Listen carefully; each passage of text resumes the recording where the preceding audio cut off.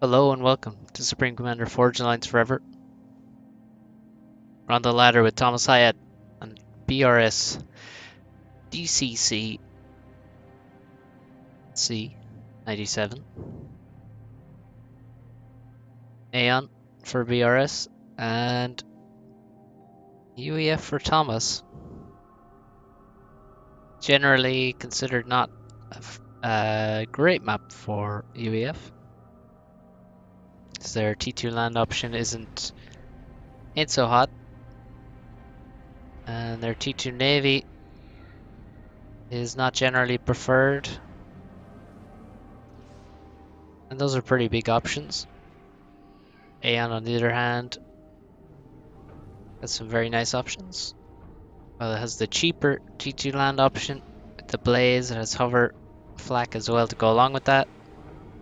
It has the Swift Winds, better Destro. But you know, UEF has some toys too.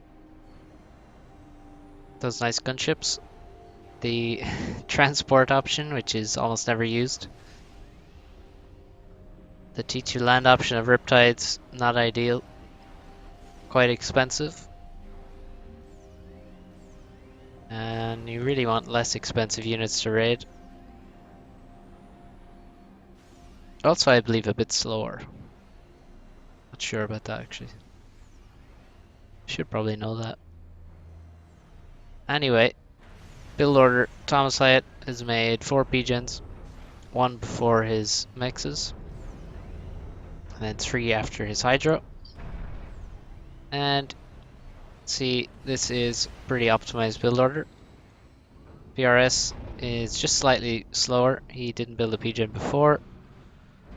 Built the 4 P-gens after the hydrocarbon, and his transport is a bit slower. I think he might have stalled slightly.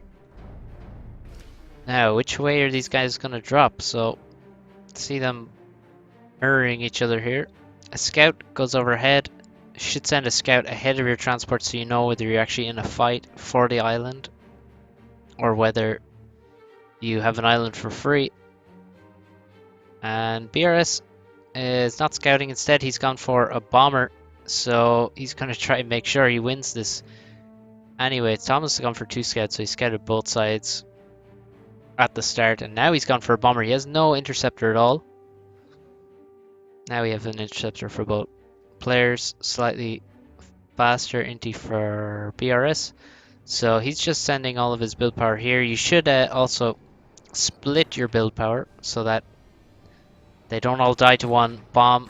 When you drop, just split your engineers to avoid those catastrophic mishaps. Thomas's bomber is arriving on the scene. Sort of went a circuitous route. Could have gone straight across and got here a bit sooner.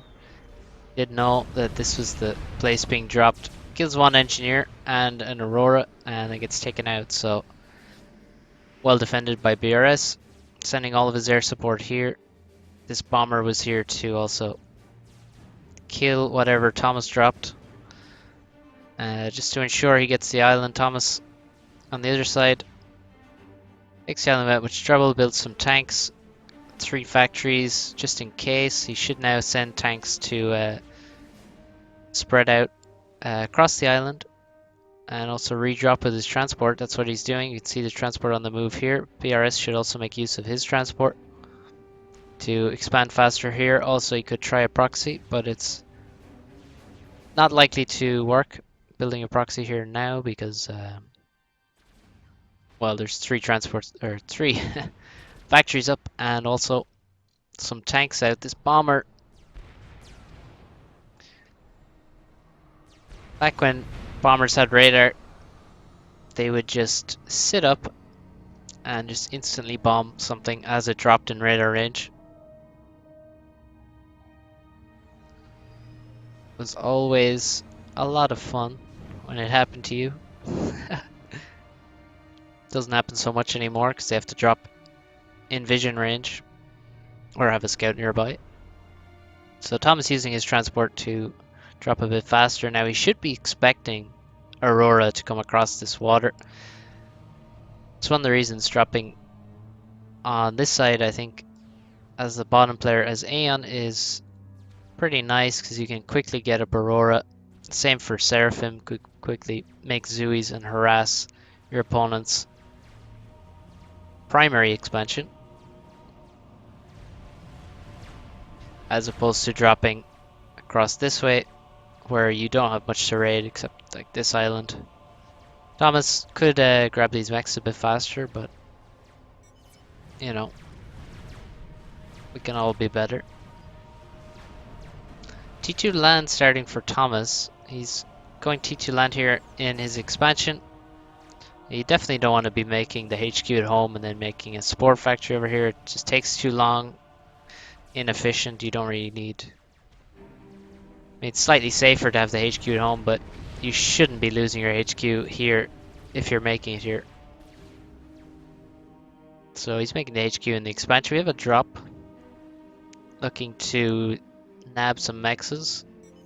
And we have frigates, proxy naval base here to do some raiding and also defend against any Aurora that may be made, but mostly to raid these outlying mexes. Can kill all of these with frigates and even kill the engineers that are expanding before they make them. He has missed that guy. And the Aurora looking for things to kill. One of the things about Aurora, you don't want to make too many of them. Just remember that you're focused on doing raiding. And with raiding you want to do as much damage with as little as possible. So if you're spamming like 6 factories of Aurora across here, then the Aurora are going to be pretty vulnerable. Your opponent's going to react and they're probably not going to be actually worth it. Unless you completely crush the island and take it over and stuff. Because frigates are going to come, and bombers are going to come, and a commander's going to be there, and your opponent should be reacting and stopping that. But so we just have some Aurora doing some raiding, and not too many of them being made, which is quite good. Frigates being annoying, they can kill all the mexes here, they can kill these mexes, they can actually kill this guy, I'm pretty sure. Yeah. A lot of mexes to be killed by frigates on this map. And we actually have subs, that's a strange choice from Thomas to make them. How much damage they can do here. They can be surfaced and they have more range than frigates. Their deck gun actually has more range than a frigate. Unless it's an Aeon frigate, I believe. Then they have the same range or very similar. T2 mechs is going up.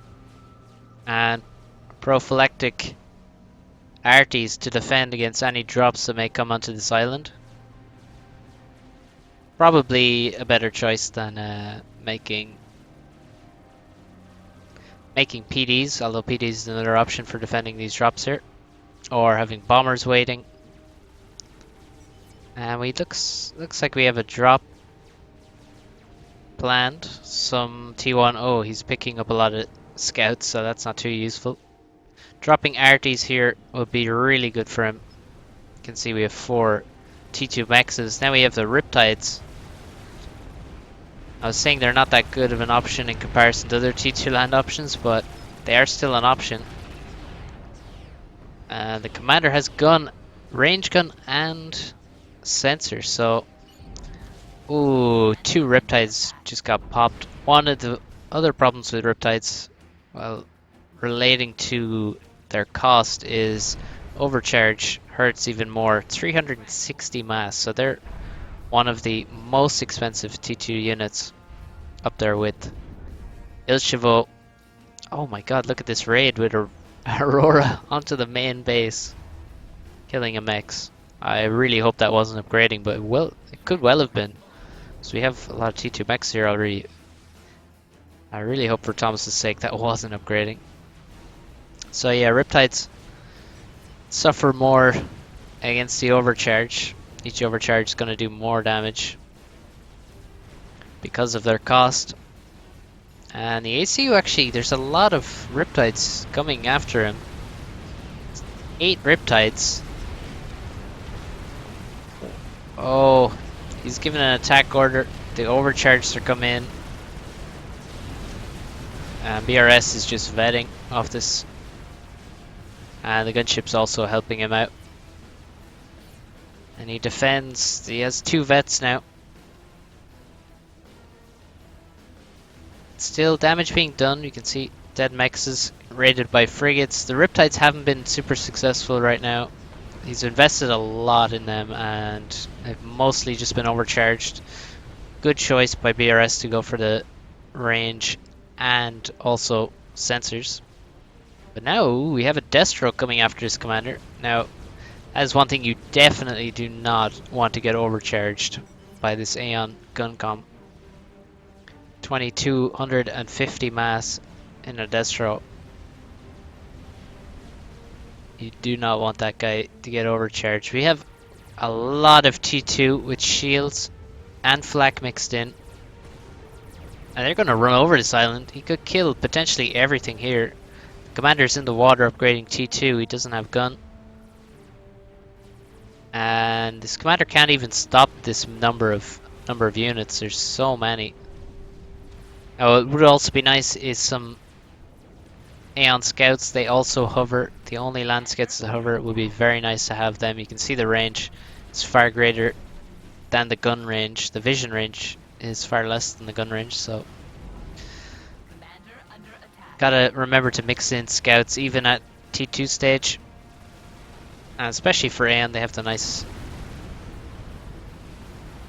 hover scout. And gunships trying to be used, but there is a flak here. Only 1 flak left actually. There were more, but on the bottom side, similar attack going on, but a lot of PDs up already, and PDs are very effective against Riptides. Oh no. 4 vets for BRS, only 27 kills. This Destro is, well, not too tasty a mass chunk. It's overkilled quite heavily. These blazes have made it all the way to the main base. This PGen is surely going to go down, and perhaps mexes some massive amount of damage. And there's a flak still alive. Oh, it's going down to PD now. And we have complete air control as well. A cruiser is going to come out of this naval HQ shortly. 28 kills on BRS. Guess he killed another boat. We have a lot of gunships now from BRS now that he has air control. 2 T2 mechs go down here and some storages. Another T2 mechs and storages gonna go down as well. The blaze is doing insane amounts of damage. Really nice rating. And more blazes being used. And he's trying to get the reclaim as well. There is some reclaim being left for Thomas, but the damage he's taking is quite huge. This commander has full vet now. More boats getting overcharged. Damn. Hurts. These Destros putting a lot of damage now on the commander. Commander can dodge pretty well versus gunship fire, or Destro fire, but not this time. Thomas is really interested in getting a kill. He's sending in his T1 subs, but there's already 2 Aeon destroyers here with their very formidable torpedoes. This commander still has 5k HP, and the Destros are getting sniped by these gunships. Destro have some AA capability, but they can't deal with this number of gunships. The cruiser does go down to the T1 subs, but this commander is not going to die. Just no way. We have a proxy base aiming to spam Lobos and also get some reclaim here. Do some more damage. More T2 land attacks. Thomas with his T2 commander aiming to defend. With static defenses, T2 PDs going up. And that's a good choice. The good thing about static defenses is well, there's way less APM involved in defending once you have those up. And you kind of need your APM on a map like this, and there's a lot of action going on. A lot of reclaim left for BRS. That's very nice for him. He already has engineers on the case, sucking that up. But he should probably continue using his commander here. Cruiser missiles now raining down. Oh, that's a cheeky factory. And this island is under a lot of attack, but he wants to save his commander, doesn't want to risk it, but I think he probably needs to save this island with his commander. He really needs T2 tech though to get TMD up to defend. Significant number of destroyers. 6 here, that's a very powerful force. If we look at Thomas's navy, what does he have? Well, he has no destros here at all. He has 4 cruisers. We also have some riptides, but not many. Oh, looks like we have flak dropped across. That's very nice, and a lot of T1AA here to attempt to defend. These Lobos just murdered a whole bunch of air. A lot of inties went down. Thomas getting more PDs. Still has, he shouldn't really have all these mexes. I think with the right use of the blazes, these should be dead. Also, frigates in this channel can help defend quite well. We have a T3 PGen up. We have a second one on the way, and we have T3 air. ASF on the way. Labs being spammed out of this cheeky factory. And he's killing more air for free. BRS realizes and starts flying away.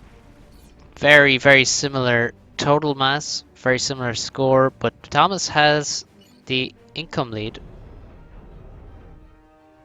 We have no T2 mexes still in this expansion. We have no T2 mexes in this expansion. We have a massive mass stall. That's one thing I've noticed from Thomas. He stalls mass very heavily. It's a bad habit of some players, but one that's kind of hard to break. The problem with stalling mass is, say, when you have something like these T1 naval factories, you already have 1 minute of dead time as they're building their T1 ships. 1 minute. If you don't stall, they spend 1 minute building stuff. And then you stall minus 100 and whatever. And then you have 2 minutes of dead time where they're just building stuff, and that's just inert mass in your factory, not doing anything for you. So he's pausing these, probably because they're going to die, not because he has too much or too little mass. And this island is overrun now because of the, well, I think the commander. If the commander is here, this could be defended. Now he is going to clean everything up with this powerful force of destroyers. Very nice range on these guys. He can do a lot of damage here as well. You can see some powers here. Shield, the HQ, but no T2 mexes. But still, he can certainly kill this. Now, one problem I see is there's a naval force. He does know what's in it, thanks to the jamming, and he also has all of his destros in, well, very far from where they need to be right now. Thomas can use this, and you can see he's using his cruisers, got them in position to kill. Several T2 mexes. This is another target, but wow, there's a lot of power here.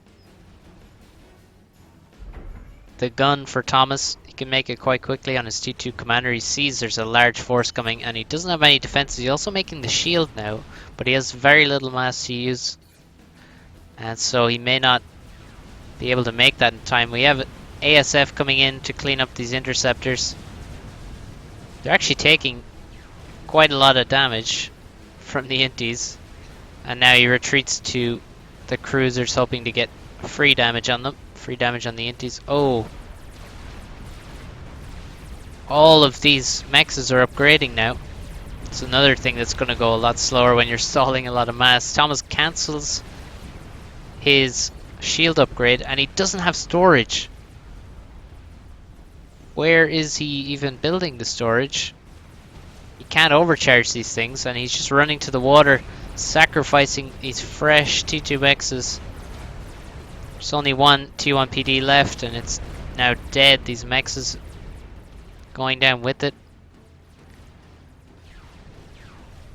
Now with this T3 air, he's making use of it to kill these vulnerable destroyers with broadswords, a very powerful unit. And a very expensive unit, but extremely good for killing this kind of Aeon destroyer, which has no anti-air. And there are no Aeon cruisers out as of yet. I'm sure that we'll see some soon, but if we look at the force, there's only 3 destroyers here. There's so many Aeon destroyers. We would need an army of broadswords to actually win this naval fight. This is all dead. All this mass is being left. We need, and actually very well done by BRS. It already has engineers in the area you're reclaiming.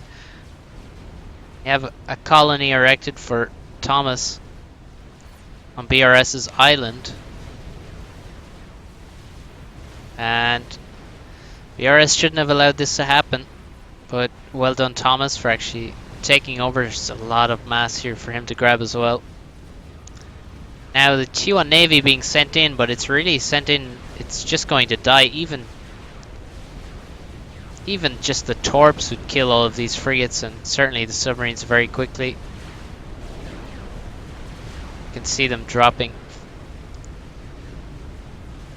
And we have a lot of TMD up here. Oh, one mech has gone down. I think that may have been a T3 mech. This one survives on just 200 HP. One more missile would have killed it. Thomas now from the water building T2PD, trying to reclaim his island. Oh, very nice. You can see BRS already sucked up actually most of the mass here, which will go some way to help him recover from this loss, but he needs to recover this island very quickly, as Thomas is going to recover his in the not too distant future. And now we can see a big difference in income. We have 3 T3 mexes for Thomas now. He has 229 mass income, aided by these bonus T1 mexes, which should be DCCs. DCC also lost this T3 mex. He lost the storage around this one, so that's something you need to replace very quickly. And he also lost these T2 mexes on the front of his island. There's a distinct lack of storages. We have the T3 gunships now attacking his left island. There's not enough flak, only a couple there. And the HQ goes down instantly. And now we have, well, there was a T3 mex there that went down, and a T2 mex, and some power. Thomas needs to take better care of these poor guys, so he's going to leave reclaim behind. You can see how much mass is in these. 1k mass in each wreck, and he actually lost way too many gunships. He could have saved a lot of them, but now he wins air control, and he's going to kill everything here. There's no anti-air to stop him. A proxy base looking to still fight for this island, and where are all the destroyers? Oh no, out of position. I think he didn't have radar here, and this navy has just got past him, and it's gonna kill his power in his base and probably also his HQs, and I think that's gonna be game. The destroyers are not even coming home. 120 power income. Well, there's no coming back from that. And so he's not even going to defend. He's trying to hide his commander. And he's sending his navy across the map to attempt to, well, find the ACU, I guess. Because he's not going to kill all the power and cripple Thomas that way. He has 2 cruisers, which are, well, super effective versus air. Aeon cruisers are very, very strong anti-air. So he's not too afraid of the gunships. He has far more navy here. And Thomas, yes, he knows what's up. And he's going to try hide somewhere in any position he can. The cruiser's being targeted. You may get 1 or 2 of them. 1 cruiser goes down. The other one should survive for now, but it may just be mopped up by the broadswords. And then these Destros are, well, ripe for killing with the broadswords. And BRS calls GG. He's wondering where the ACU is. Well, he's over here, not somewhere you would guess. And he's making the shield as well, so. Misplaced navy. Thanks to, well, no radar. And well played, both players, Thomas and BRS. A lot of action in this one, a lot of T2 land. This ACU, which has just gone pop, defended valiantly. And perhaps if he had stayed here, he could have defended the island better. But the T3R from Thomas worked really nicely. The gunships did well. And he was able to use the cruisers very well. Did significant damage, but he had less Destros most of the time. I think BRS could have maybe used his destroyer advantage better. Moved around a bit better with them. Maybe forced a fight and certainly kept the cruisers at bay. But this is how it went, and Thomas took the victory. Often you'll see the better players win with less units. And that is that. Thanks for watching. See you all next time.